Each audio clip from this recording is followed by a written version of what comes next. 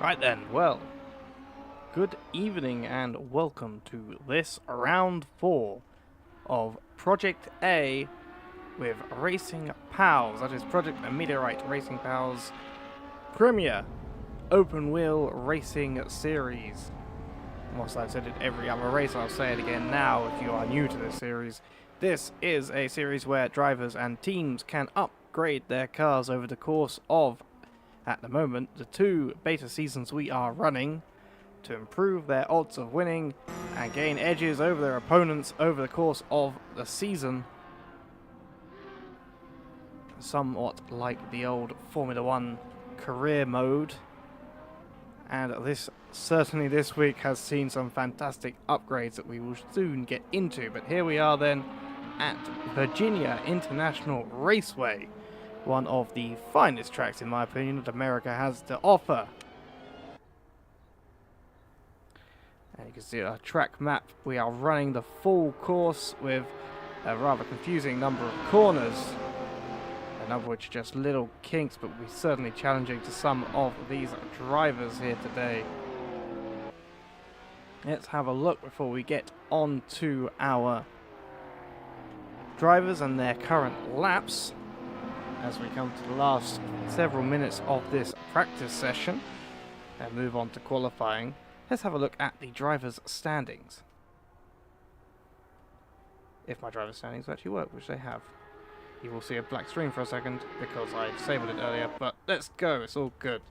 Right, leading the championship in the drivers is Robin Moe with 105 points over his teammate Daniel Scott, 101 points for him, and Darky is in P3 with 83 points. Ivan Bratz takes 4th with 72 points, his own teammate then following with 70, Cry. And then down the order it's Sylvan Hubble, Gons, Benjamin Walrack, M1LDT, Jacob Snack, Deep Cuts, and Thomas Jack to round out the top 12. And the following 12 can be seen on the right hand side, and then there are several other drivers still with fewer points who have subbed in or been subbed out for other drivers during the course of this season. Our team standings, then let's have a look. Indian bus drivers lead there with 208 points, only 2 points though ahead of Spinardi with 206. Team Spectre then take 3rd place with 158, followed by the Spinning Baguettes with 130.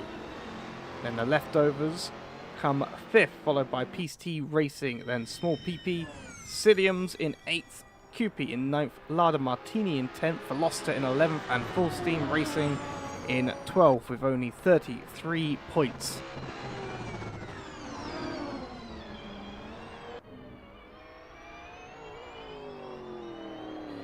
Now that's over, let's have a look at how our teams are getting on during this qualifying session.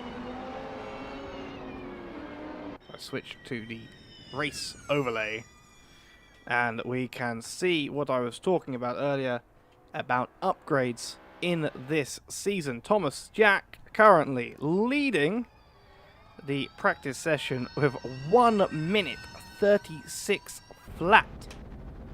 I happen to know that in the form of Virginia International Raceway, its lap record, its absolute race lap record here was a 1:36.112 set by an LMP1 car back in 2012-ish, which Thomas Jack has already managed to beat with his electric powered small PP car with its questionable paint job, but certainly not any questionable speed right now, as you can see where this thing absolutely dominates.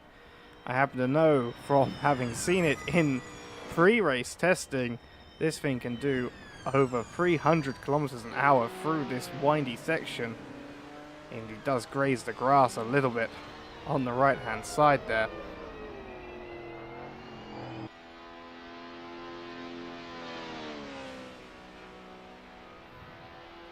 Meanwhile, let's have a look then. So that is Thomas Jack. His teammate, who is usually Sench, is once again subbed in for a second race with this man who's just pulling out of the pit lane, or pulling into the pit lane, one of the two. Yep, no, he's going out. Kai Sforza, who has replaced him for one race previous, and will take that second small PP spot for this race. Then down the order, Team Spectre cars of M1 LDT and Darkius, almost 8 minutes, over 8 minutes away from the current practice session leader, who you can see in the background there, with a 144.1. Team Spectre, who brought some fantastic upgrades to Sonoma, but through multiple incidences, not all of which were their own faults, ended up not just not winning that race, but this particular driver ended up several places down the order from where he should have been, judging at least by his pace in the early stages of the Sonoma race. Now they seem to have been jumped in their advantage that they had at that last race by the small PP cars, and their hopes of a race win are looking bleaker than they have been hoping for, at least since taking those upgrades 2 weeks ago. Then we can see our current championship leaders, the Indian bus drivers of Ivan Bratz and Crime, the pink Racing Point / Force India styled livery car. Oh, there's a bit of contact there between Crime and one of the small PP drivers. Not small PP, sorry, Spinardi drivers. Crime heads back to the pit lane, but this is your points leaders currently sitting 5th and 6th, only both managing 146s at the moment. Jacob Skrodsky then subbing in for, I should mention actually, Ivan Bratz is subbing in at the moment for Gons, the regular Indian bus driver's car. And Jacob Skrodsky is subbing in also for, it was a bit of confusion actually, I think, around who was subbing for. It was going to be Dion, but Dion was eventually actually going to be available. However, it turned out that Devdo, Dion's usual teammate, wasn't available, so Jacob Skrodsky subs in either way. Currently driving this 26 car, which is inspired very much by the Williams of the early 90s. Deep cuts then, PCT Racing currently sitting a little bit behind that sort of 3rd to 7th area, who are very much firmly in the mid-40s, with a 153.1. His teammate currently sitting in 20th, but in the pit lane, not seemingly having done much proper running in this session. His teammate, actually, sorry, I should know as well, is also a sub. Jarmeek Smith takes over. Our more regular in ACC driver has taken over from the Peace T driver of Jacob the Snake, who is also happens to be the race director here for this series, and we'll be expecting a lot, I think, from Jarmeek, who we know is no slouch in Assetto Corsa Competizione, and will be hoping to prove himself here, especially if he can match the times that Deep Cuts is doing to gather quite a few little points. Not for the win necessarily, but for a good place in the standings at the end of the season. As the practice session comes to an end, we prepare to move on to qualifying. We'll see who is left out on track. We have Maciej Heiler, who is in the 911 Lada Martini car, replacing, and this is where it gets really confusing, Mats Linham Anderson for this race. However, Mats Linham Anderson is still racing. He's not on the timing tower yet because I don't think he has set a lap. I'm not quite sure where he is, but I know that Robin Moe, the regular Spinardi driver, is not going to be in attendance at this race, and Mats Linham Anderson has done a temporary team switch. So he will be racing for Spinardi alongside Daniel Scott, the regular Spinardi driver, whilst Maciej Heiler takes over the Lada Martini car alongside the regular Lada Martini teammate of Senna Stoffmill, also known as Husky, with a Y, not to be confused with my fellow commentator Husky with an I. And hopefully, or assumedly, next week, Robin will be back and Mats will return to his Martini branded car. Try and see if we have any more driver swaps to talk about. I don't think we do. I think that covers just about everyone as we await the session to end so we can move to qualifying.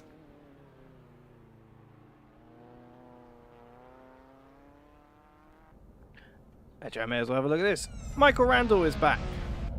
After spending some time in Europe, rather than his regular home, the other side of the Atlantic, he is finally back and racing once again for the Full Steam Racing team, hoping to score some of those points to get them out of that last place position they currently sit in the championship.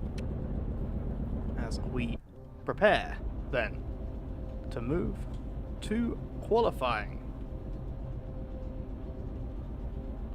Let the countdown play out, but let's have some colour, shall we?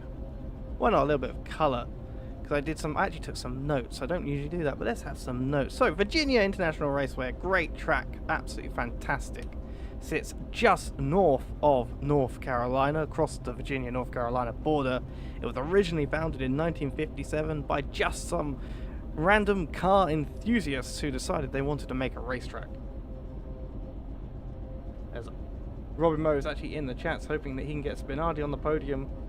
And he says either Lance or Mats. I think Lance, the nickname for Daniel Scott. Maybe a little bit away from that by this practice session, but we'll see what he can actually do once he gets a good lap in. But Virginia, opened 1957. It ran several great classic races in Sports Club of America Championship races and some of the early IMSA GTs until it was closed in 1974. But it was reopened in the year 2000 and still runs to this day in multiple series, including sports cars. I believe it runs Trans Am still, which is absolutely fantastic to know that Trans Am's are still being raced in this day and age. And of course, GT America comes here once a year.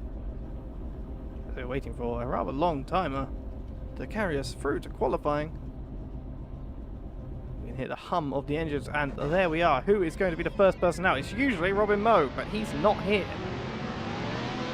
So we shall have to find out. It is Thomas Jack, which means we can ride on board as he comes to start this lap. This is turn 1, followed very shortly by turn 2, which is the horseshoe hairpin. And he comes up to turn 3, NASCAR bend. Tight left-hander. You need control up to another even tighter left-hander of the left hook.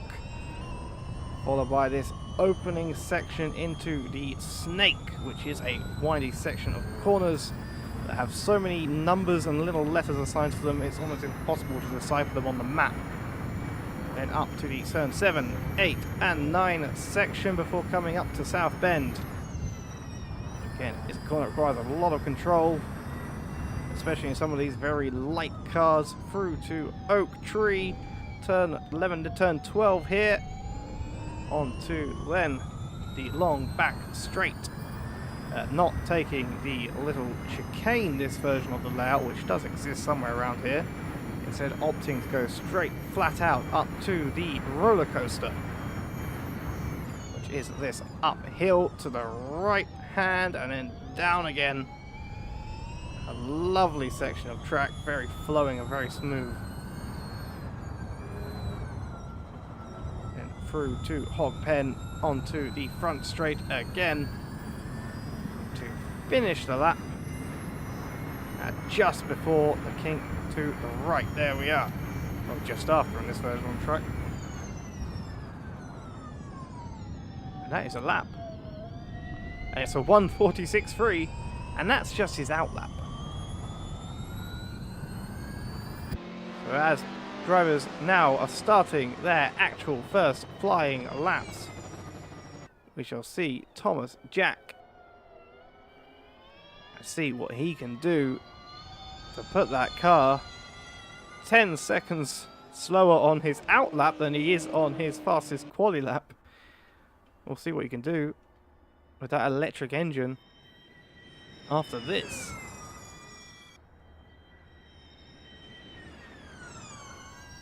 Not really much noise from this engine, which is a big disappointment.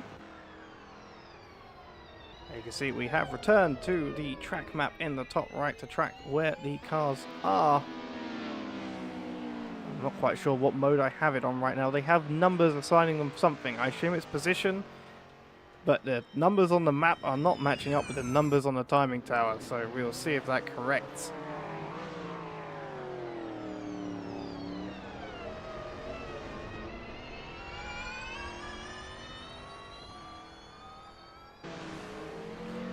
Tom may have some trouble here, but he's coming onto the backstretch, so should be okay. The spinning Baguette's car in front of him.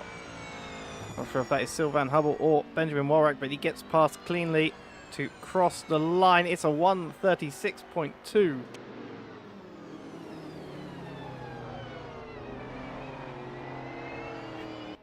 As Robin Moe says that you'll hear the small PP car once the sound wave reaches you, which is very much true, as it is a supersonic machine. However, not as quick as he has gone in the practice session, and now stuck behind a Marder Martini car. Probably won't be able to improve this lap either. You'll hear the small PP car once the sound.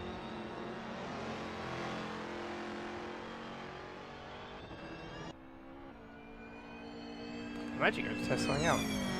If you heard my voice double there, that's because I was on the stream page to copy it, and I wanted to go test out something that apparently Server Manager now does. It gives me deltas.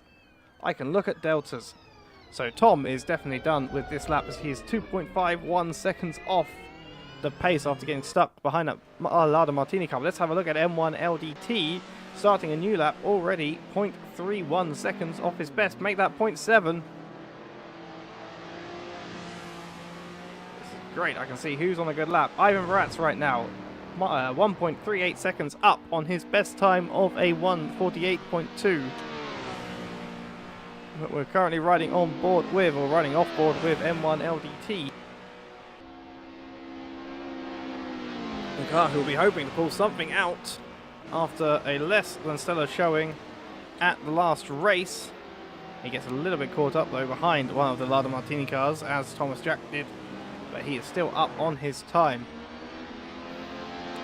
Darkius, meanwhile, who is currently in 9th, quite naturally has an 8.8 second up on his delta, mate, at 9.21, as he is not yet been able to do a lap as good as his practice laps, and thus has more time to be gained. So look, as M1 LDT takes the roller coaster. Kai's Forza has just crashed into something, according to the Server Manager. I don't know what, but he's crashed into something.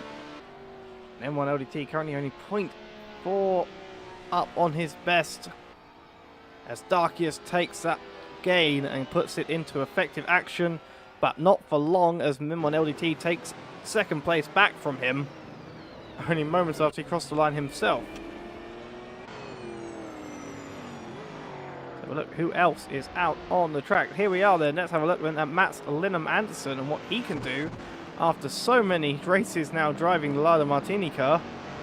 Now he's in the Spinardi car, usually driven by Robin Moe. You see in front, I think that's one of the Indian bus drivers' cars. That is currently the two Indian bus drivers' cars being sandwiched by the Spinardi cars. Still very much both of them fighting for their place in the top of this championship. Mats Linham Andersen currently 2.54 seconds up on his delta. Make that 2.9. It's going to be tight. Little slide, having to counter steer to save the car on exit. Having to try and make that car shift up, but still 3 seconds up.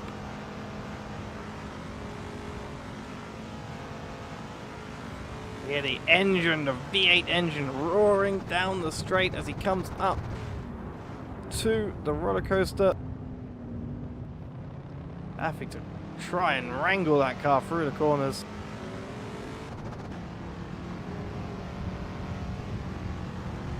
Comes now through the Hogs Bend. Should be a good lap. And it is. It puts him up to 4th place, ahead of Dion in 5th now, a 1:45.778. Meanwhile, Dion's delta is severely bugged for me, as it's telling me he is 87 seconds up on his best. I think maybe this is an invalid lap, and it's freaking out. Be interested to see if he does do anything across the line. Nope, he's going to go into the gravel. No, not gravel, why did I say that? Grass, even. Grass is green, gravel is yellow. That's something I definitely know. And he returns to pits very quickly.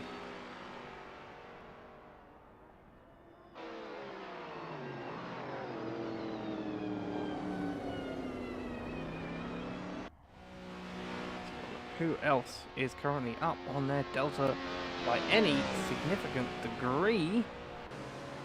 Well, one is Michael Randall, who's currently only sitting at a 2-minute. A car which has been sporadic in its appearances in Project A this season. Unfortunately, the main driver here, Michael Randall, has not always been available due to prior commitments. And the teammates he have had have also on occasion dropped out at very late minute. So this car is probably the closest car we have on the grid right now to a Season 1 Project A car. With very little development having been able to be done on it. But he is currently 2.8 seconds up. Can he try, if possible, in the 1 lap remaining he will have after this one, to catch up perhaps to those leftovers cars who, after a very good start to this season for the leftovers team of Aaron Rains and Nick Chin, currently only 18th and 19th.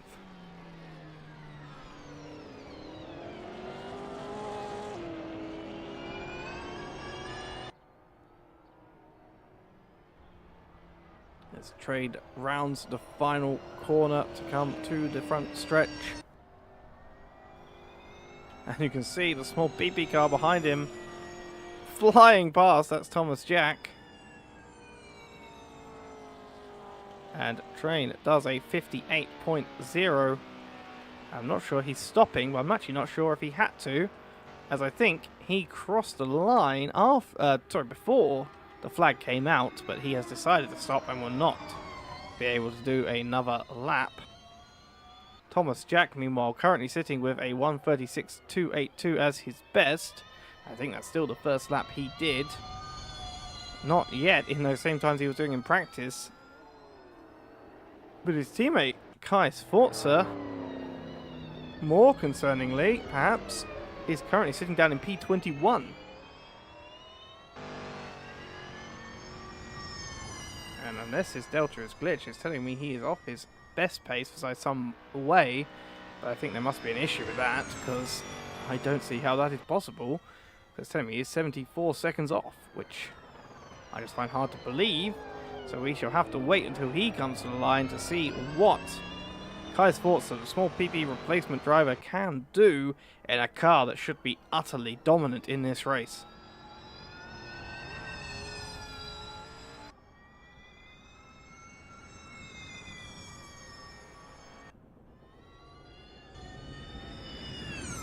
Crosses the line, and it's P2 for Kai Sforza at the last minute possible that he could get it. A 1:41.984 for Kai Sforza. Still 5 seconds off of his teammate, who just also put in a better lap. A 1:36.163 for Thomas Jack. He finishes his qualifying lap, who is still on a lap, I think. The last person who will be crossing the line is this man here, Deep Cuts, currently sitting in P14. His teammate currently sitting in P12. Certainly be hoping for a better lap. It doesn't look like he's going to get one as he comes into the pits. He was 11 seconds down on his delta. And he comes into the pits. And the only 2 cars left on track, that is, I believe, which I'm not quite sure, I believe it's Kai Sforza, who has obviously set a lap across the line, and Nick Chin, both of them should have been on finished laps, as we now prepare to turn to the race proper.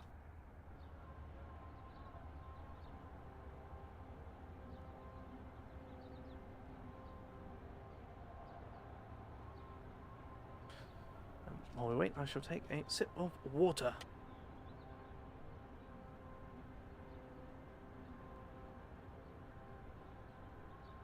So there we have it then, our qualifying order, our grid order. Thomas Jack takes pole position with a 136.163 in a display more dominating than I have seen in some hours. And Kai Sforza then in P2, a 141.9, again still 5 seconds, if not almost 6, off of his teammate, but still enough to get him P2 in that very, very powerful machine that he has built, or him and Tom and Sench have built for themselves. M1LDT then and Darkius, the Team Spectre lads, take P3, P4. Mats Linham Anderson and Daniel Scott, the current Spinardi team up with P5, P6. I'm sure wherever Robin Moe is, I think he's in the chat, he's going to be very happy with that particular current standings, especially as they sit with Dion behind them, followed immediately by their immediate rivals of 7th and 8th, which is Ivan Bratz and Crime in the Indian bus drivers' cars. Then Devdo, Dion's teammate in Ciliums, follows in P10, followed by Husky, Jarmeek Smith, Aaron Fiedelack, Deep Cuts, Mathieu Heiler, Sylvan Hubble, Charlie, Nathaniel Foltz Rochelle, Aaron Rains, Nicholas Chin, Michael Randall, Benjamin Warrack, and Suicidal Cookie takes the final place, the 23rd spot on this grid. So it's 23 cars, 25 laps, and we are about to start as soon as the drivers have sorted out their setups and the lights come on. The lights are displaying. Let's see if I can get a better camera. Oh, that's an interesting one, we'll go with it. And it's 4 lights, 5 lights, 6 lights, and they are off. Thomas Jack gets away very well. Very well from Thomas Jack. Kai Sforza also getting away nicely, but not quite so well, as we see Darkius and M1LDT having a little bit of a teammate battle, and that's multiple cars off in the first corner. This is a real we need to know moment, as I cannot see where everyone has gone. I want to see particularly where M1LDT has gone. No, sorry, not M1LDT, it was Darkius that went off. So that has certainly done a lot very quickly to shake up this order, as that is one of the Spinardi cars into the gravel trap. I think it is Mats Linham Anderson. Why do I keep saying gravel? It's not gravel, it's grass, but he's in it. And this start has shaken things up. Thomas Jack still in the lead, followed by Kai Sforza, M1LDT. But then Husky, Stoffmill in P4. Certainly not a place that Lada Martini would be expected to be at this time in this race. It looks like Ivan Bratz was also caught up in that early lap incident. We see now Aaron Rains fighting with Aaron Fiedelack. Battle of the Aarons, and Rains comes out on top as Suicidal Cookie. I don't even know. And Robin Moe is already very upset that Spinardi has almost immediately died, and that advantage they had over the Indian bus drivers cars has just evaporated at this race start, with only not even 1 lap down. And Suicidal Cookie now trying to come back onto Aaron Rains, who in all the chaos that has been going on has been repassed by Aaron Fiedelack. But he himself is about to get overtaken by Daniel Scott, and Daniel gets through quite easily there. Again, chaos on the start, but this car is very fast and very easy to make the overtake, so a little bit of a defensive move there from Aaron Rains. A little bit overly aggressive, as Daniel should be able to get through on pace alone, and it does so before turn 1. Look back on the grid, Mathieu Heiler is... Oh, and that's one of the leftovers cars. I think that is Nicholas Chin around and well avoided by, well, almost about everyone on this track right now, as he tries to clutch kick his way back to the right direction. Michael Randall, the only car who hasn't passed him in that wreck. 5 seconds off at the back of the pack, or 15, I guess, if you count just about what Nick Chin has lost from Sylvain Hubble, who currently brings up the rear. Jarmeek Smith now in the PST car getting passed by Mats Lindholm Andersen. It's the battle of the replacements for this race. Both of whom were very much caught up in that lap 1 incident.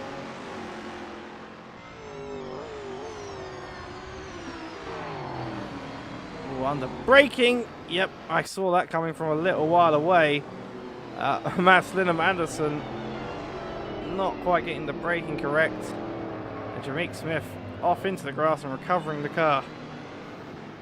So look, Aaron Rains getting passed by Ivan Baratz for P11 as the Indian bus driver's car, and QP for good measure, who then also happens to go and try and take Mr. President Ivan Baratz, but doesn't quite get it done.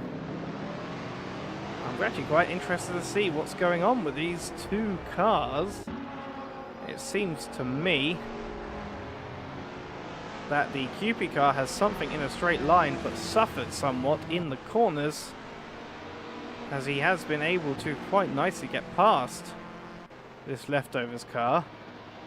But that low downforce wing maybe not helping them as much around the track as a whole, as the high downforce variant that you can see very prominently on the rear of the leftovers Anglo-American liveried machine. So we'll look a little bit further up. Aaron Rains, yep, that's what we're looking at now. What am I thinking? Husky on the rear of Devdo, so he was up to P4, now down to P7, not necessarily to be unexpected, but the goal of Husky for this race, I think, is just going to be to maintain his position as best he can, not expecting to finish necessarily where he is now, but will be hoping to maintain as many high positions as possible.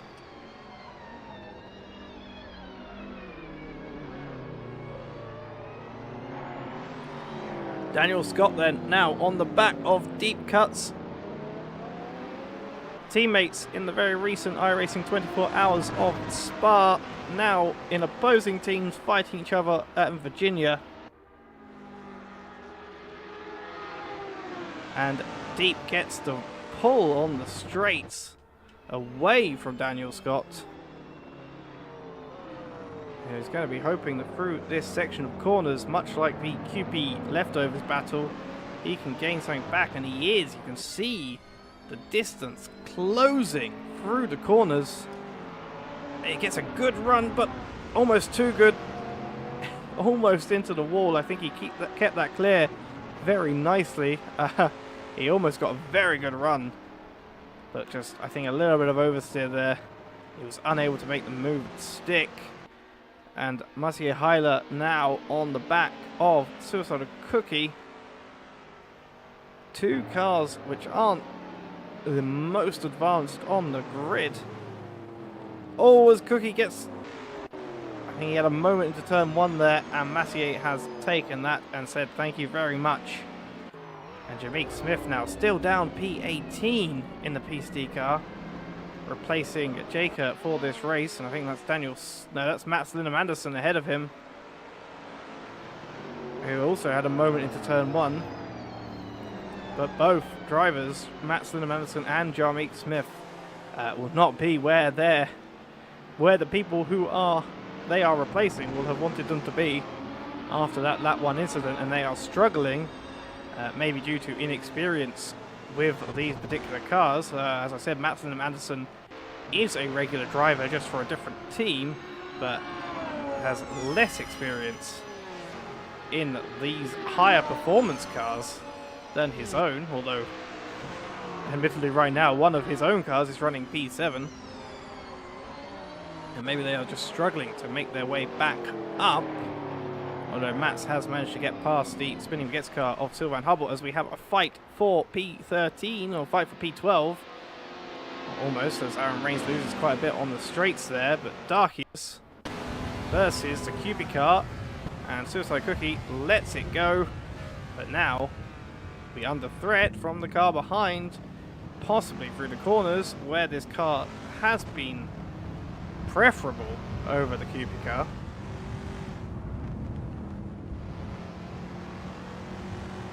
But on the straights, the QP seems to just pull away and leaves Aaron Rains in the dust.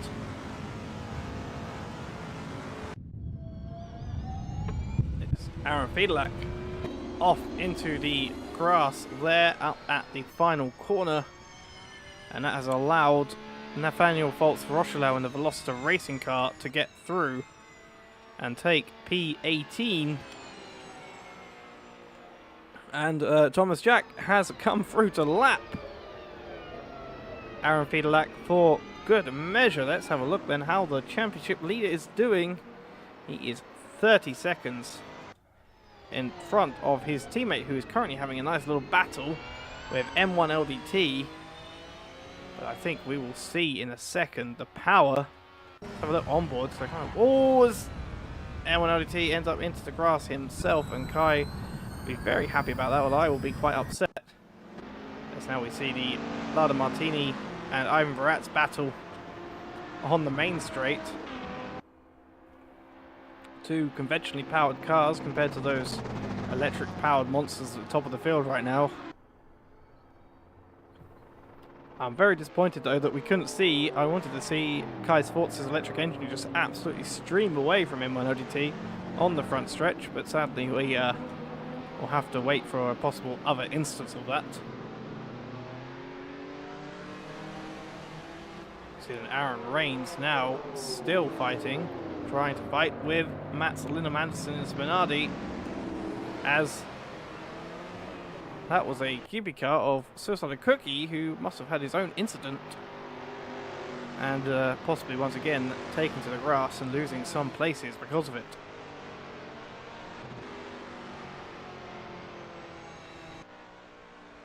And there we see Daniel Scott now fighting back, take back P9 from deep cuts, and does so very nicely just before turn 3.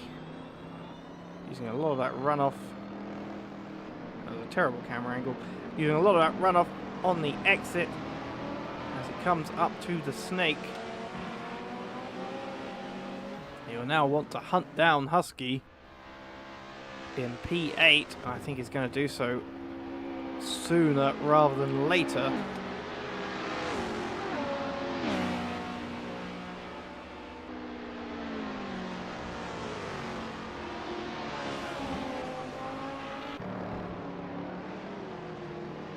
See now Crime trying to now battle with Devdo in the Cilliams car versus the Indian bus drivers.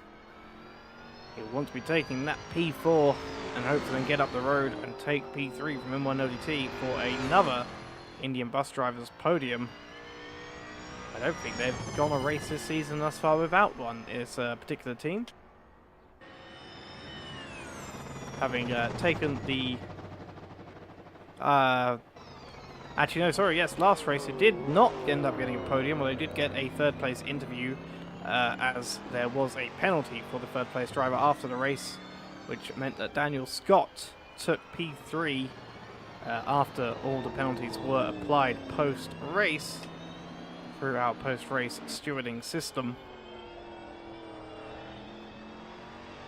As down the order, Husky is now in P10 as Darkest and Daniel Scott have both got past him, as Devdo a little bit onto the grass but just sits right in front, and now he's going to use the power of that electric engine to just pull away. Almost 2 seconds already. We'll see how that gap then changes. Let's have a look then at Daniel Scott, who is now fighting, has been fighting with Darkius. But again, Darkius' V10 engine, I believe they have in the back of that car, will not be much of a match. As we, let's have a look here. As Thomas Jack having to get off of the power. 300 kilometers an hour he can do down that straight without lifting. I mean, I called it a straight. It's actually a series of corners, but in this car it may as well be. He's already 42 seconds ahead of his teammate. And look at the absolute power of this rocket ship. Darkness is ahead. Is he going to get in before the roller coaster? Oh, he might try it, but I think he's going to be sensible. Yes, he is. And here, actually, we can see now exactly what it would have been like if M1LDT had been sitting behind Kai and not gone off.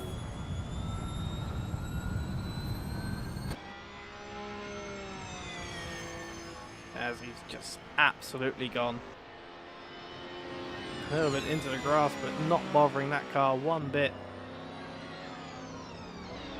The absolute pace that these small PP cars are showing is extraordinary. Kai Sforza in P2 sitting 14 seconds ahead of M1LDT with far less experience in the car than either the driver ahead or the driver behind him. Especially not the car in its current configuration.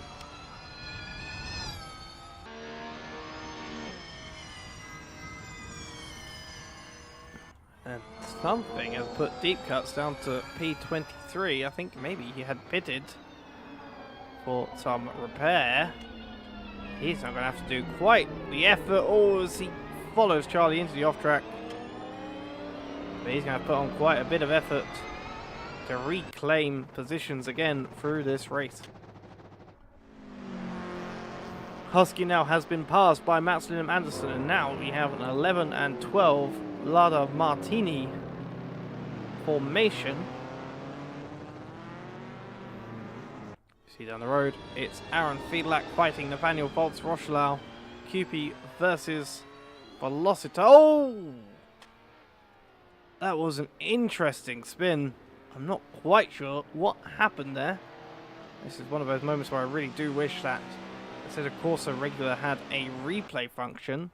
I think maybe he just clipped that curb in the wrong way and it sent him spinning out of control. He has managed to recover the car.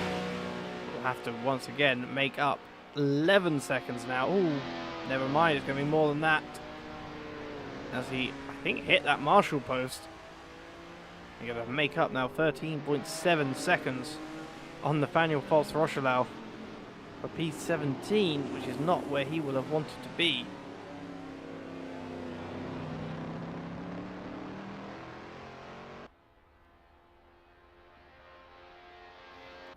And we have Jamik Smith once again trying to continue to make his way through the pack. As he, like everyone else in this race, seemingly is getting a little bit commentator cursed. Although I don't think you can really call it that, because I think everyone's having those moments even when I'm not looking at them. We now have Darkest ahead. Right on the tail of Ivan Baratz for P7. Two very similar cars, differing mainly by the size of the engine in their machines, as well as some aero configurations. They're both medium downforce, but I happen to know that there's something a little bit more special going on that Team Spectre car. And I think everyone else knows as well, it's just they can't choose it at the moment due to the rules.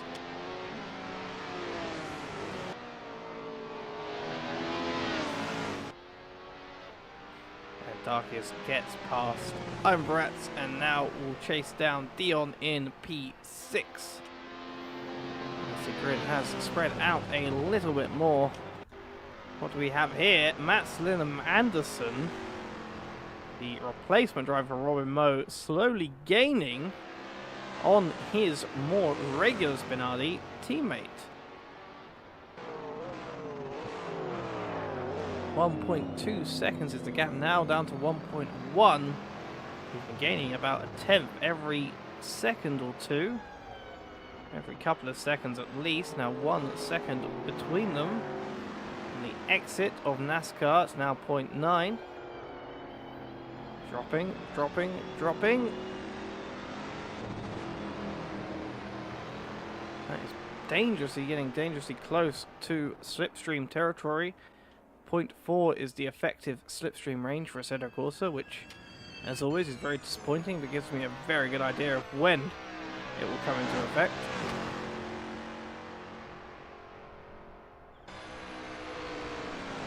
Obviously ahead, Dion has just gotten past Crime to take back P5. And here we have the battle of the teammates. Get better camera angle. Matt's looking to the inside on the back straight. But there's a Velocicar. Velocicar with an electric engine with a lot of top speed.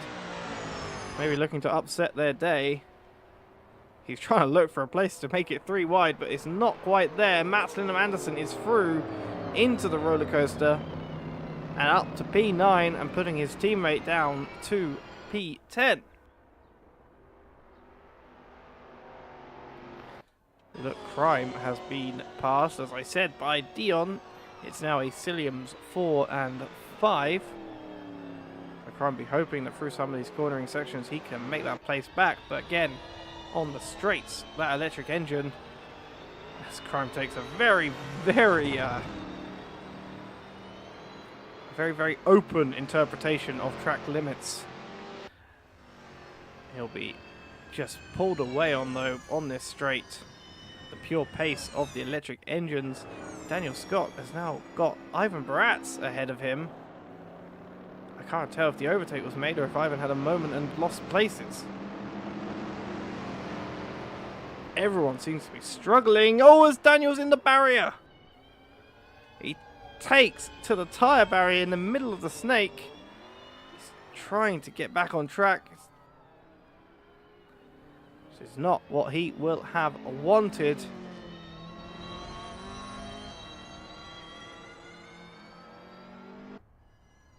And that is unfortunate. Meanwhile, Darkius, I've just seen on the map, as Daniel Scott gets passed by Mathieu Heiler after that spin. Darkius has been gaining ever so slightly there on Crime. Trying to look to gain P6 for Team Spectre.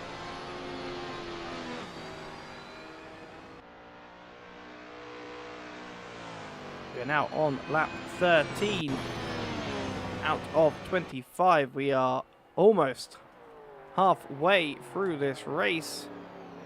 Thomas Jack just has a few more little bits to do as Darkius is getting past Crime, but Crime's going to make a look to the inside, but he's got Velocicar right in front of him.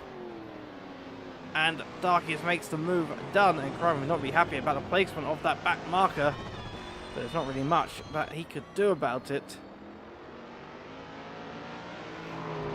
As Dion now has fallen to 9th place right in front of Daniel Scott. Again, I'm not sure what is happening to some of these drivers. It was a Cilliams 4-5 or Cilliams 3-4 or whatever it was. But this is what's been the story of this race, as we are now officially over halfway through, with Thomas Jack having done 12.8 laps. Dion onto the grass, and then some form of little bump there. I don't think he had contact. Putting Daniel Scott a little bit more ahead of him. Although actually Daniel Scott, sorry, is in P20. I think having pitted for repairs. And this has been the story of this race, is people have been crashing out and moving places so quickly and so often. It has been hard to keep track, but Jarmeek Smith in P15 still struggling to get through the order as the replacement PCT driver, but still sits ahead of his teammate, who currently sits in P22 after his own issues earlier in the race. And Aaron Fiedlak, the QP second driver, has disconnected from this race in P23. I did not take note of when he did that, but it says he is 2.9 laps down, which would suggest to me that he did it before the halfway mark and therefore will not be eligible for points or tokens at the end of this race.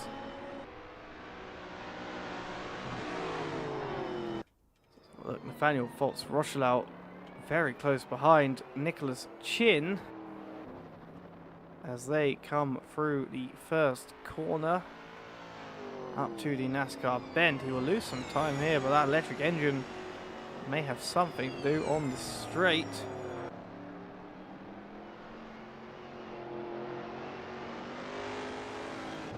And Jarmeek Smith now, oh, a nice clean, very fast overtake on Aaron Rains to take P14. Now looking ahead to Sylvain Hubble, but he's still under threat. Aaron Rains with the high downforce against the low downforce PCT concept. But out of the final corner, Aaron will be slowed down by that drag. I think Jarmeek will have the advantage, and he does. As he pulls away, 0.4, 0.5 second gap. He loses a little bit. Trying to make the overtake with Sylvain Hubble. Defends nicely. I think Aaron Rains into the windy section of the first few corners. Takes back P13 from Jarmeek. And he's going to have to try and do that fight all over again.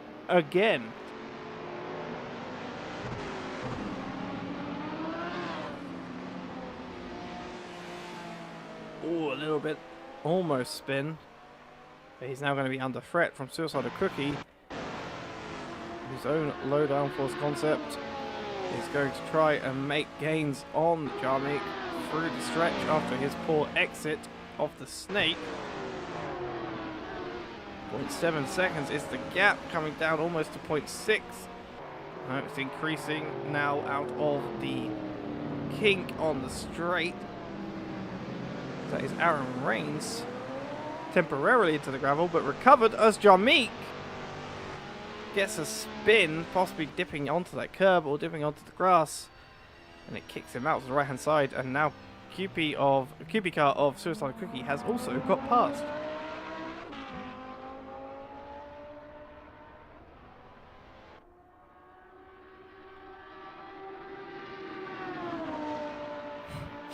And Suicide Cookie also gets past Aaron Rains at some point on that straight, who themselves are also getting past Sylvain Hubble, who has slowed down dramatically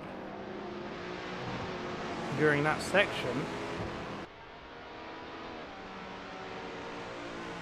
And Aaron Rains not quite gaining on Suicide Cookie along the front stretch.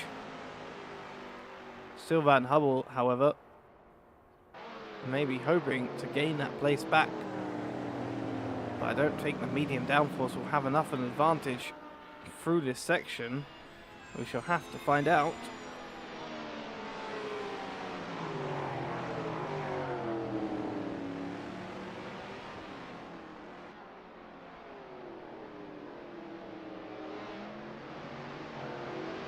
We come now to the exit into the snake and onto the long run up the hill.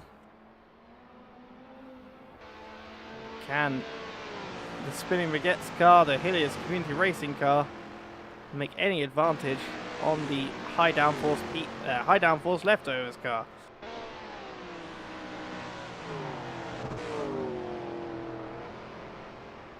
Behind, Nathaniel Potts-Rochelau is fighting with the Spinning Baguettes teammate Benjamin Worak around the inside of the horseshoe. They are side by side coming up to NASCAR Bend. Worak takes that inside very nicely. That was turn 2 now, NASCAR Bend. Worak has the advantage, but I think the advantage might dwindle on the main straight as the power of the electric engine comes into its own.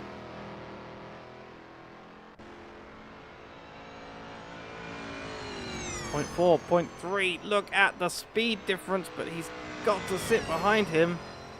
The challenge is making the overtake in this section. You might have the pace, but it's not many opportunities for safe overtaking, and if you cause an incident, you are liable to be penalised harshly for it, which has allowed Benjamin Worak to stay ahead for the time being. But this straight, despite there now being a 2.1 second gap, is much longer.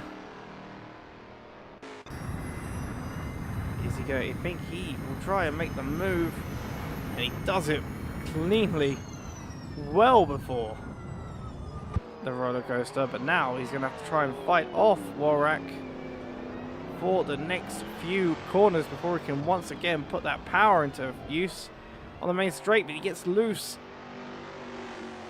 on the exit of the downhill. He's now going to put that power back to use. I think he'll be ahead by turn 1. Then you've got that long, windy section to compete with. He's going to have to hope that he can get an advantage enough to maintain onto the uphill winds. But now he's getting lapped by Thomas Jack. Meanwhile, that back in P5, Darkius was very close then for a second to Devdo, but it is now backed off as Walrak is off the track down in turn 4, and that means Nathaniel False-Rochelau is definitely through. I don't know if there was contact there, and his teammate Sylvain Hubble is also off the track down at Hog's Pen.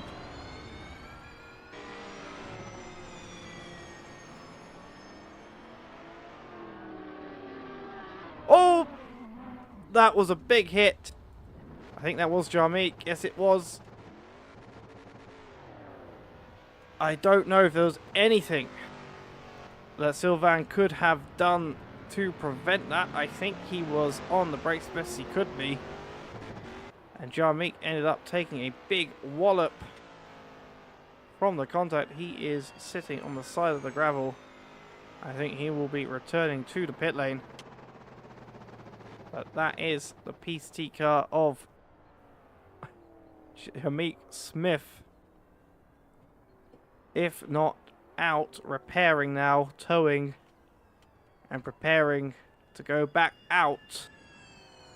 And try and gain back whatever places he can in these last, I think, 6 to 7 laps of this race. Nathaniel False-Rochelau now fighting with Daniel Scott. It's Veloster versus Spinardi. The power always... That's Nathaniel locked up into turn 1, meaning Daniel had no room left to maneuver the gap that he had the right to, not just in, but he had the right to be on that outside line between the grass and the other car. Disappeared. And that is another woe for this Spinardi driver. The tale of the two replacements has now, from the beginning of this race, the tale of the two replacements, Jarmeek and Mats Lindemann. I know not the only replacements, so the two main focuses were very much both of them down in their luck. Mats Lindemann, meanwhile, now up in P6, looking to unlap himself on Kai's Forza. I think the straight line, however, as you can see, the small PP car of Kai's Forza just initiated his warp drive. That's genuinely what that looked like there. And I think Mats Manson, very, very much a happy day for him after what was not the best start. Currently sitting P6 and rather comfortable, 9 seconds behind, 19 in front. And he's just now really got to keep it together until the end of this race. Kai's Forza gets loose on the exit of turn 4. And now Mats is going to have one hell of a job to do. And he doesn't. I think he might have let that go under the bridge.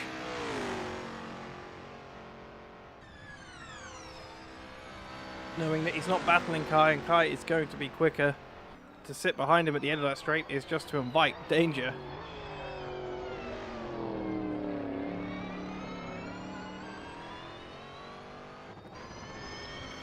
Well, there's a battle going down at the back. It's Michael Randall versus Charlie, with one of the Lada Martini cars following close behind, lapping them.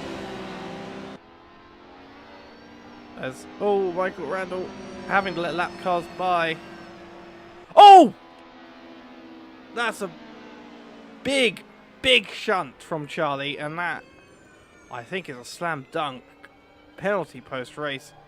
He may be letting it go, trying to move out of the way to get past with his straight line speed those lapping cars. Just body slammed Michael Randall as another car is off. I think that was QP of Suicide Cookie had a moment there into turn 1.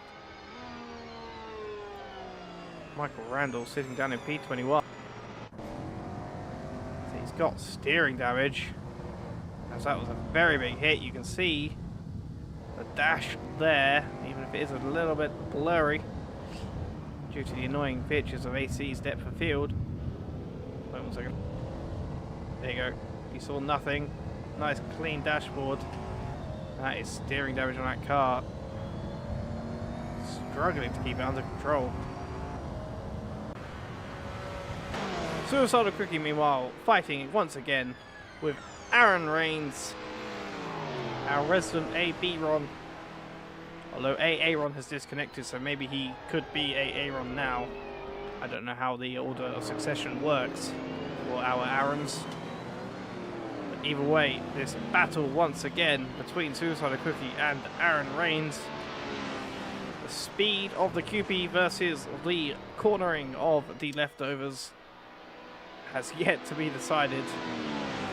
That is Cookie through. But as he gets to the roller coaster, can he make it stick?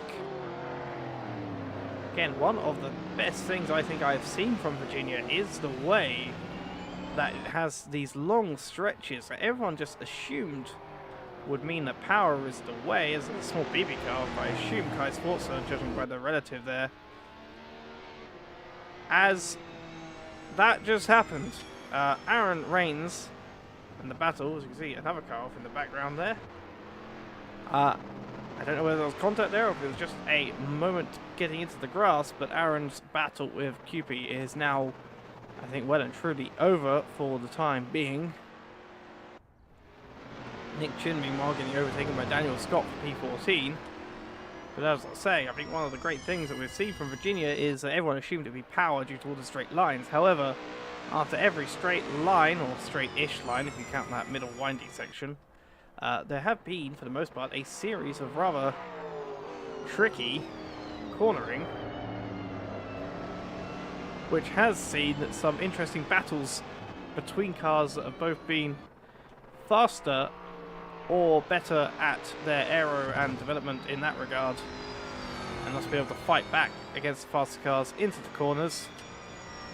Although meanwhile, the car you'd think would be best, the high downforce concept of the Cillian's car, only sitting P5 and P15 for Devdo's teammate, which is currently Dion. As Kai Sforza has pitted, allowing M1LDT through to second place, and possibly Darkius as well.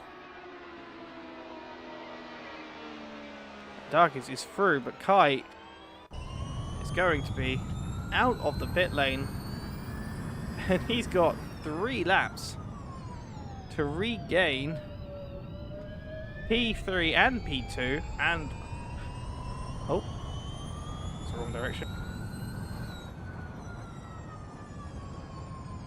There we are, that's better. And I think he might do it, as there is a Veloster racing car rejoining, not in the best manner, and there is, okay, there's Darkius, I think. Oh no, sorry, Kai Sforza is down in 9th. He must have returned to pits then, because I thought he'd entered the pit lane himself, but he is now in 9th place. I'd assumed that he was in 4th still. He's going to have to do some work to gain anything back from this. I'm not sure whether it's a bug in the timing tower, or if he's actually 3 minutes behind. No, he can't be 3 minutes behind, because he'll be a lap down. I'll have to wait till he crosses the line. You see the pace against what I assume is the back marker ECT car, no matter which way you spin it.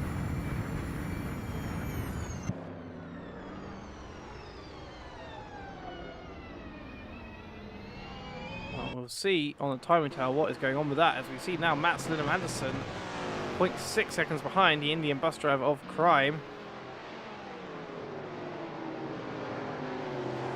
Hoping to do his part, as little he can of it, in the fight for the championship at the moment.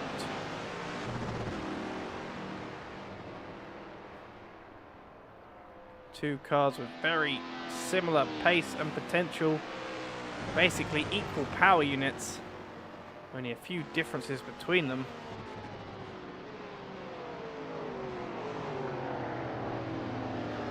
And Kai Sforza definitely then down to 9th, but the timing has corrected itself. He's only 9 seconds behind Masi Heiler as we come to lap 23 of this race for these cars here. Mats makes the move on the inside, but the QP car is very much making it difficult for him, forcing him onto the grass. That's not necessarily what the back marker should be doing. But we shall see what comes of it, but he's forced to go very deep. Crime, however, can't make anything of it. And that is Matson and Anderson up to 6th place for Spinardi. And hopefully for him we'll maintain it, but hopefully for Crime won't.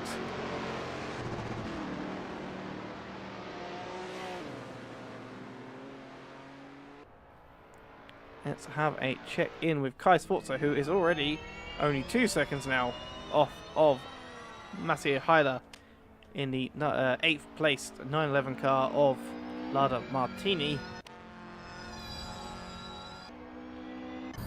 See the warp drive initiate. Oh, as the Velocity racing car pulls out the pit lane. And that is Kai Sforza back up to 8th place.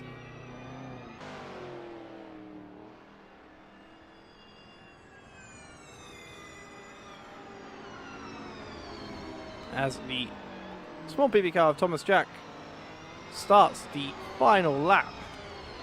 A very dominant performance by this driver and by this car, which without the incident of Kai Sforza that caused him to take a pit stop and repair, would have been a 1-2 finish for the team, but now will just be a P1, but with 1.5 laps currently advantage over the car behind. That is M1 LDT in the Team Spectre. Stuck for the moment behind the 911 car of Masi Heiler.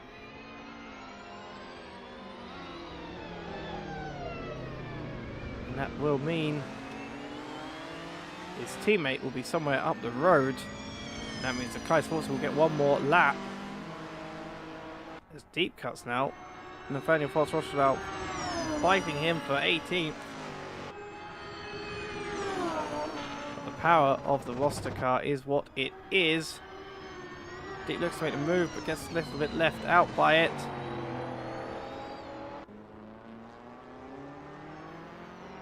And look to the outside, little bit of contact there. I'm not going to cut away because Thomas Jack is going to win this race, but this is an F1 broadcast, so I'm going to stick with this for now. But Thomas Jack, 25 laps, has won the race. But Deep Cuts is fighting to maintain that P18 to the line. I think the Indian bus driver car between them is going to help. The pure pace advantage of the electric engine not currently working in Nathaniel's favour, as he gets a big lock up there into the roller coaster. And the Indian bus driver's car is going to somewhat come to Deep's rescue. So Devdo now takes the line, M1 LDT through the roller coaster then. He's going to be your P2 finisher, barring any major immediate accidents. I don't think he could lose it now anyway, because everyone behind him has crossed the line on a different lap. And M1OT is going to cross the line on a lap of his own, just like the leader. One lap behind Thomas Jack. And that is your P1, 2, and 3. Thomas Jack, M1LDT, and Darkius. And that is your podium. Still to finish, Kai Sforza Aaron Rains, Sylvan Hubble, Dion and Daniel Scott, but all of whom I don't think are in any position to make up places in these closing stages.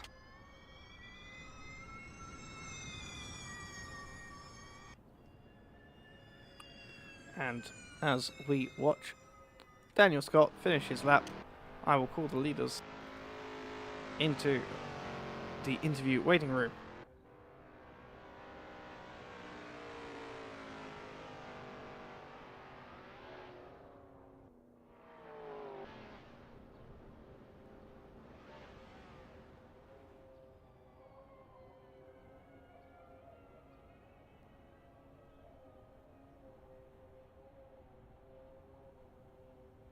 And there he is in the pit lane, Thomas Jack, your race winner with a 41 minute, 23 second and .585 race time. 21 of the 23 cars finished the race. It looks like at the final count, Aaron Fidelek will be classified, being 9.1 laps. Actually, if that depends, actually. I think Aaron Fidelek may not be classified, being 9.1 laps down, I think, on Michael Randall. Or on the leader. No, it must be on the leader. He may then be classified. We'll wait until after the race to find out. Michael Randall will definitely be classified, as I remember when he disconnected. But there you have your finishing order. And now we shall speak to Thomas Jack. Actually, no, we shall speak to Darkius, your P3 sitter. Hello, Darkius. Hello, hello. Congratulations, P3. Were you expecting it? It was hard fought, I can say that, because obviously I had a lot of incidents, but yeah, I know it was possible. I know it was possible to come back to the front. It was definitely helped that Kai had an issue, but I definitely need to apologize to Feedlack because that took him out quite good. I don't know how bad the crash was, but yeah, as we were approaching the corner, he lifted, and I was lifting for that corner, and yeah, what happened happened. But otherwise, it was pretty fun. Good race. Well, that's good. What do you think? Anything particular gave you the edge, and what do you think you're going to do for next race out in 2 weeks' time at Autopolis? Are you familiar with the track at all? Never driven Autopolis. I don't think so, at least. In terms of the car itself, I mean, it's always true that in a race, a car that has more power is better to race against other people because you have the advantage on the straights and you can slow them down in the corners. Ours was, I think, on the more fast end of the spectrum in the straight line as opposed to other cars, so it was definitely good in that way, and it was very fun to drive. So the only question is, what do you think gives you the edge at the moment against the other electric-powered cars that have such a pace advantage? But you just seem capable of you seem to be the only consistent, at least, conventional engine that is capable of fighting them off. Yeah, I mean, we have obviously a lot of downforce on our car at the moment, both visible downforce and floor downforce. So that allows us to keep the throttle in a lot of those corners where perhaps other cars are not able to. I do think, though, in a track where it's a bit slower pace altogether, I think some of those other teams are going to gain back an advantage a little bit. So yeah, I think the track suited us, but obviously you can't beat the electric cars here. Well, fair enough, and congratulations to you on your P3. I'm now going to speak to your teammate on his, even more surprising, I think, P2. Yeah. Well, thank you very much, man. You have a good one. Right, cheers, Doug. And now we shall speak to M1LDT, your P2 sitter. Hello, Milt. Hello, good evening. Good evening. P2, congratulations. Was it, Thank I you. said to Dark, was it unexpected for P3, but was this even more unexpected than that? Yes, actually, yeah. The whole race, even qualifying, the best I could get out for me was P3, and in the race as well. At one point, I was P2 because Kai ran off the road, I think, and I was able to overtake him in like lap 6 or 7. So a lap later, he caught up and overtook me. And then for the rest of the race, it was just a P3. It really not much happening. It was just lapping cars, getting lapped by Tom once, and that was it. Well, fair enough. Any major incidents to talk about? Anything particular happened to you? Um, I had one at the point where Kyrie overtook me for P2. Um, our car sometimes has a wiggle, and especially in the first like couple laps, in the section of the last turn. Um, so he was in front of me, giving me dirty air, and I had that wiggle, and because of the dirty air, it was massive. So I went straight into the grass. Luckily, kept it out of the wall and could return to the track. But that was the only off really I had. Um, I think once with lapping one of the full steam racing cars, I was like on their ass in a tight corner bit, and they had a wiggle on getting back on accelerator, so I had to whip the car out of the way. I was lucky I avoided that, but for the rest was just getting the laps done and getting there cleanly. Well, no, fair enough. So 2 weeks time, on top of Yes. this, I think I already know the answer to this because I knew the answer before Dark said it. Are you familiar with the track at all? Not really. No. I don't think No. it's a weirdly famous track that no one has ever actually experienced. But you've I seen the know. track map, if you have. I am gonna actually look up the. I was gonna look up the track map now. It's a curious Oh, one. it's a lot of corners. Okay. A lot of corners, also some long straights. Any idea of where you want to Yeah. take the car for that race?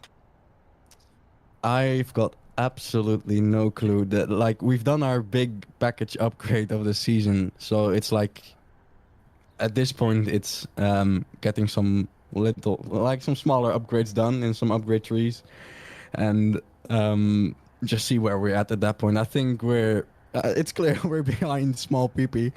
Um, I think we're second behind small PP. I hope we can keep that going for the rest of the way, and gain some championship points back on Spinardi and the Indian bus drivers. We'll see about that. Yeah, we'll see. All right, then. Well, congratulations on your P2, and I'm sure we'll see you next time out, where you will have some upgrades. What they are, you don't know, but I'm sure you'll have some upgrades to play with. We'll see. Yeah, I hope so. I hope so. Yeah. Yeah. Right. It Well, was good to be on the podium again and being able to talk with you again. It's been a while. It's been a while. I like yes, it. since you won the constructors, championship last Yeah. season. Sorry, I think I it's been a brought while. back bad memories by mistake there. You almost got me there. You almost. But you had a good run last season. Any hope of more good runs in the future? Hopefully for you. I hope so. I had hopes of the championship this season as well, but with the Indeed. after last race, I kind of let loose of some of the ropes a bit, and I was like, we'll see what happens. And then this race, I get a P2, so that's quite decent. So I hope I can catch up to the top a bit. I'm don't. At this point, I don't think that I'm gonna be able to catch Robin in P1, but we'll see what happens. You know, Well, anything can happen at this point. we certainly shall. Well, congratulations, and I shall maybe speak to you in 2 weeks' time. Thank you for the stream. Thank you for the commentating, and All right, take care, bye-bye. Mil. Ciao. All right, now I'm going to bring in your race winner, Mr. Thomas Jack. Hello, Tom. Hello. Congratulations, P1. Thank you. I asked both both Milt and Dark, whether they were surprised by their finishing positions, considering the pace of other cars. I don't think I need to ask you that. How was the race for you? The It was, expected P1 that you were expecting? Yeah. It was a bit boring, maybe, but I mean, it is what it is. It was. I mean, the most trouble I had was basically just making sure I don't like kill anyone in traffic and make sure I don't like impede anyone, because we were in a voice chat, a lot of us together, and there was, a lot of unhappiness going on. There was certainly a lot of wreckages across the course of the race. You kept So it I heard. together, however, and had the cleanest race that I only really went to look at you just to see how you were getting on. Yeah, it was. I mean, you know, I didn't really need to push. Our car was like 8 seconds faster than everyone else, than the second fastest car, I think. So really, I had like a lot of time every lap to sort of, you know, make sure I don't kill anyone, I don't crash, I don't do anything silly. It was a fun car to drive. It was a fun car to drive. All props to Daniel though for the upgrade hint tip. The upgrade certainly seems to have helped, although I don't think it can be solely held responsible for the 4 to 5 second dominance you had over your teammate, let alone the further 4 or 5 more seconds you had over the rest of the field. Yeah, it was a suitable track for our car, to be honest. Even without this upgrade, I think it would have been a very strong track for us. Well, any idea? Well, actually, no. Let me ask you this thing, because you can't talk much about yourself. What happened to your teammate, Kai Sforza? Especially not just at the end of the race, but also at the beginning of the race, he dropped back a little bit, and then had to climb back up. But at the end of the race as well, he pitted. I thought he'd entered the pit lane normally. Did he return to pits? Because he ended up P9. Yeah, he did. I don't know what happened at the start. It's a bit of a tricky car to drive sometimes, so I'm guessing maybe he had some issues, and he was just making sure he doesn't, you know, crash into anyone. It's a bit of a risky track also if your car's super fast here, because the grass is no grip, and if going like 300 kph up these S's, if you dip your wheel into the grass, you're spinning, barreling towards these barriers, and I think that's what might have happened to him. Maybe he sort of had a tire on the grass, flew into one of these barriers. Sometimes they suck you in and sort of, you know, don't let you drive off again. So he had to return to pits or drive back to pits and fix the car. I don't know which one. Oh, fair enough. Any idea what you're planning for next race at Autopolis? I'm assuming that, like everyone else, you're also not familiar with the track yet. But if you've seen the track map, if you maybe have given it a lap. No, I don't know what it looks like. But if it's a bendy track, we're not gonna be this dominant. But I still think right now, I still think we might have the clear upper hand here on the car, regardless. So I'm depending on what other cars upgrade, I'm expecting still some quite strong results there. Well, congratulations to you on Thank your you very P1. I've just tried to edit a spreadsheet quickly so I could try and get some driver standings. It's taking longer than I wanted it to. I can keep yammering if you need. Oh yeah, no, I've done it now, but congratulations to you. Thank you. I still need to edit Matt's because he's ruined. Matt's has ruined my spreadsheet because he has decided to drive for a different team in the middle of the season, which means I now need to change the team standings to allow for that. As he does. But the driver standings should be correct. If I can actually filter. Oh, that's interesting. Apparently Darkius is now leading the championship. Oi. Does he get ballast now? That's your first response. You want to give Darkius ballast, don't you? He gives you ballast in our P series, so you want to give him ballast back. It's only fair. I don't believe that he gets ballast, sadly, except for the ballast that teams give themselves by choosing poor upgrades. Yeah, that's fair. That's fair. Congratulations on your P1, Mr. Thomas Jack. Currently sitting in P7 in the championship. So you're climbing up the order a little bit there from the P12 you're at the beginning of this race. But we shall see you next time out, and maybe we'll speak to you again. So hopefully. Alright, thanks. See ya. Speak to you later. Right, so as I was saying to Mr. Thomas Jack there at the end of that, quick spreadsheet update. This is all subject to change based upon the post-race stewarding. Darkius has, according to my spreadsheet, assuming that it is all correct, taken the lead of the championship with his P3 finish, 118 points, 4 points ahead of Daniel Scott, who has 114 points, for Spinardi. Robin Moe drops from first, but only to third after missing this race with 105 points. Ivan Baratz then fourth with 103, followed by Crime with 97.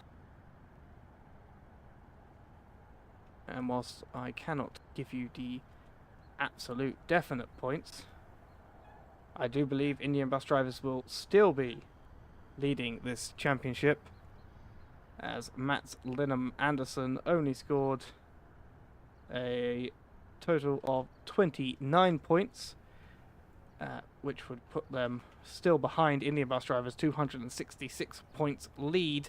And I think after I've edited my spreadsheet, Spinardi should be P2, a little bit further behind than they were at the beginning of this race, still maintaining that lead, whilst Team Spectre have put themselves a little bit further up with 230 points and should be P3.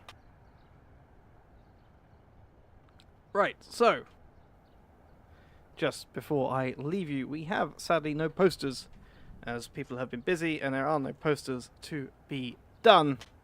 But I shall say RP Series Race 4 at Spa, Race 4 of Season 8 at Spa-Francorchamps next weekend, next Sunday. It'll be 80 minutes with one mandatory pit stop, and that is in Assetto Corsa Competizione, our GT3 racing series. So tune in to see deep cuts. I believe it will be deep cuts again, shouting at his screen on that one next Sunday at the same time as I started this stream, so around 7:45 to 8 PM British Standard Time. And then RP Enduro has not yet been announced, but I believe it may be at a particular Belgian track, but not the one I just mentioned. We shall have to yet see for confirmation, but that will likely be coming some point in early September. Wait, keep an eye on the RP Enduro Discord channel to see if and when that is announced officially. Also, additionally, Racing Pals naturally has been for many years, obviously, now running races, hosting servers, and putting on good races in multiple sims for the good people of our community. And that has been mostly done through the kindness of people's hearts and wallets in order to help support the Racing Pals, I guess, just general costs. There is now a Patreon page, which we do invite people to give to if they are willing.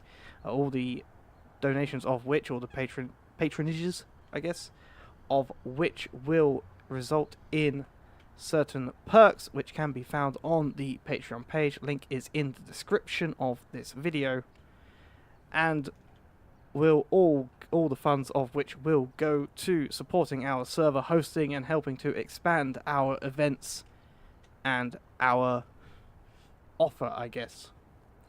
For example, we have wanted for some time to do longer stewarded endurance races, and we're hoping that this sort of extra income can help us to do so. So please, if you want to support the Racing Pals Discord server and all of our hosted races, please do give to that and become a patron. Again, the link is in the description below.